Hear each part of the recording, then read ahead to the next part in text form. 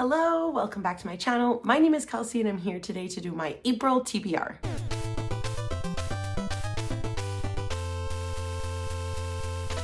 So just a prerequisite, we are having a major ice storm outside. So if the power goes out, I'm still going to be recording this. We'll have a grand old time recording this in terrible lighting, but I'm determined to film this today. I did my makeup, I did my hair. It's happening. So I don't care what happens, we're doing it.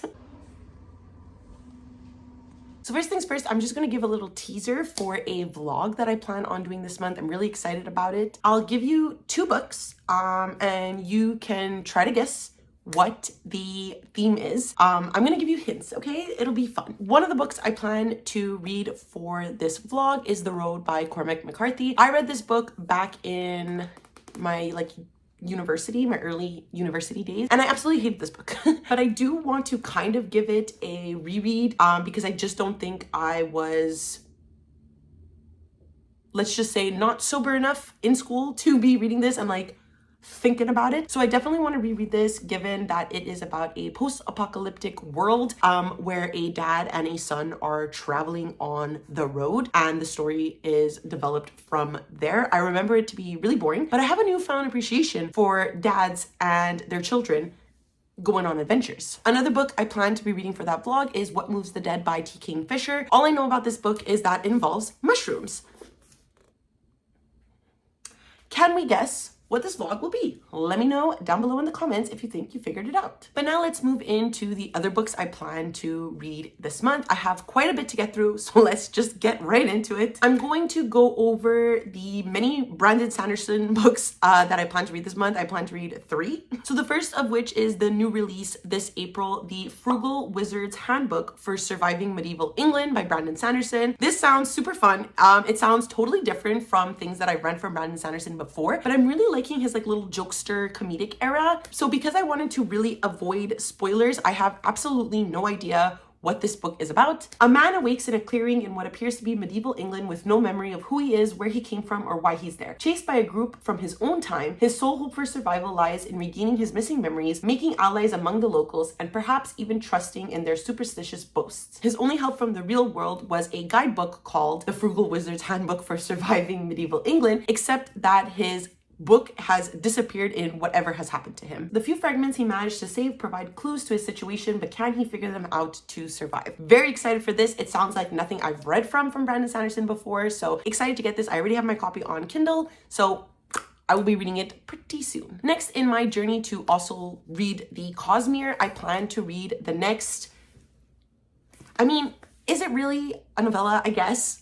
Probably, because it's the shortest of what Brandon Sanderson has written. So this is Dawn Shard. Dawn Shard, from what I understand, takes place between Oathbringer and Rhythm of War, which is why I'm reading it now. When a ghost ship is discovered, the crew presumed dead trying to reach the storm-shrouded island Akina. Navani Colin must make sure the island hasn't fallen into enemy hands. Knights Radiants who fly too near find their stormlight suddenly drained, so the expedition must be by sea. So according to Google, this takes place 3 months after Oathbringer and follows the ship that is traveling to Inya. So the ship owner, Raisan Fitori, lost the use of her legs but gained the companionship of Chiri Chiri, a stormlight ingesting winged larkin. Now Raisan's pet is ill, and any hope for her recovery can be found only within the ancestral home of Larkin. That is Akina, the island that they're traveling to. With the help of Lopin, who is one of the members of Bridge 4, Risen must sail into the perilous storm from which no one has ever returned alive if they cannot uncover the secrets of the hidden island city before the wrath of its ancient guardian falls upon them. The fate of Rashar and the entire Cosmere hangs in the balance. So I'm really looking forward to this. I plan to listen to it on audio because I absolutely love the audiobooks for Brandon Sanderson's books. So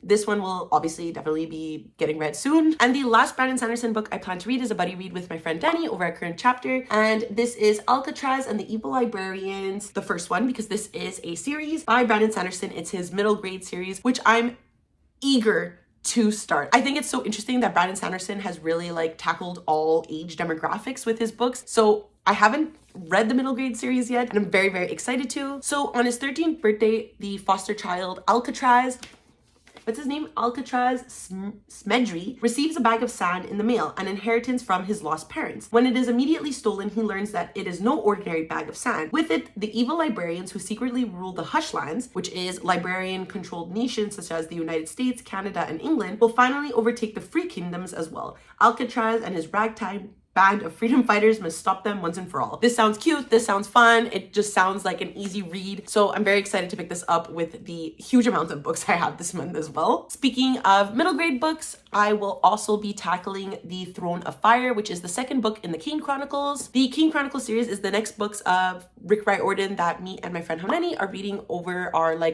Rick Riordan read-along that we've been doing unofficially, officially. So the Kane Chronicles follows two siblings, Carter and Sadie. When their mother passed away when they were younger, they were kind of split up. Sadie lived at home in London with her grandparents, and Carter went on adventures with their Egyptologist father, Julian Kane. One night when the siblings are reunited with their father, they take a trip to the British Museum, where there they uncover that their father has released a bunch of Egyptian gods into the world, and the story takes off from there. I read the first book last month, and I have a vlog for it. So if you want to know my thoughts on the Red Pyramid, I will leave that linked up above. But I was genuinely impressed with the Red Pyramid. I'm impressed with where Rick Riordan is going with this series. So I'm definitely excited to continue that. And of course, like with the first book, you can expect a vlog for this as well. And then going into like book clubs, read-along, stuff like that. In the month of April, myself and the Kiss and Tell book club, which consists of Dorothy, Jenny, and Zoe, will be reading The Wedding Crasher by Mia Sosa. So The Wedding Crasher follows a main character named Solange Pereira, who is roped into helping her wedding planner cousin on a random couple's big day. It seems like an easy gig. However, Solange discovers that this couple is not quite meant to be with one another. Solange decides to crash the wedding just to ensure that the groom isn't making the biggest mistake of his life. Little does Solange know that Dean, the groom, was set to have a type of marriage of convenience. And because the wedding is ruined, he is kind of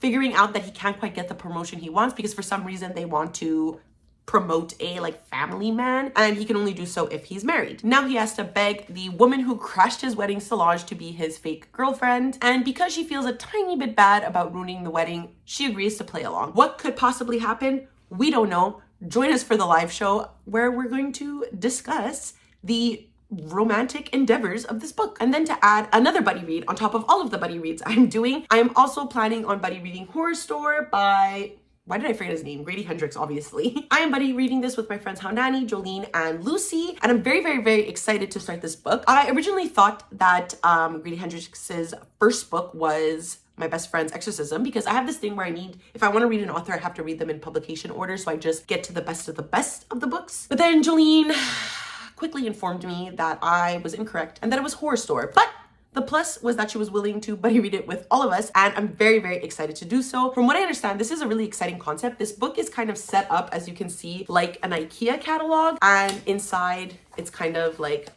set up like this. And from what I understand, the store is haunted by some sort of entity, and the workers have to stay overnight to kind of solve what is going on in the store. I'm very excited. I've never read from Grady Hendrix before, so I'm really looking forward to seeing what he includes in this book, how his writing is, because he is definitely an author I want to try to get into. He's pretty well known in the horror genre. I love horror, so very excited to pick this up. I'm a little scared because honestly the cover is creepy as fuck, so I don't like looking at it for too long, but excited. And then finally, the last two books I plan to read this month are two arcs that come out in the month of April, and actually by the time you're watching this video, they probably have already come out. The first book is the book I am currently reading. It's Funeral Songs for Dying Girls by Sherry Demeline. I really, really, really like Sherry Demeline. I've read The Marrow Thieves from her, and it was one of my favorite books the year that I read it. Sherry Demeline is very big in Canadian literature, and I really usually enjoy her writing a lot. So this story follows a young girl named Winifred who lives in the apartment above a funeral complex, and her father has worked in the crematorium of this funeral complex for her entire life. Her habit of wandering the cemetery at night has led to a couple of rumors that the funeral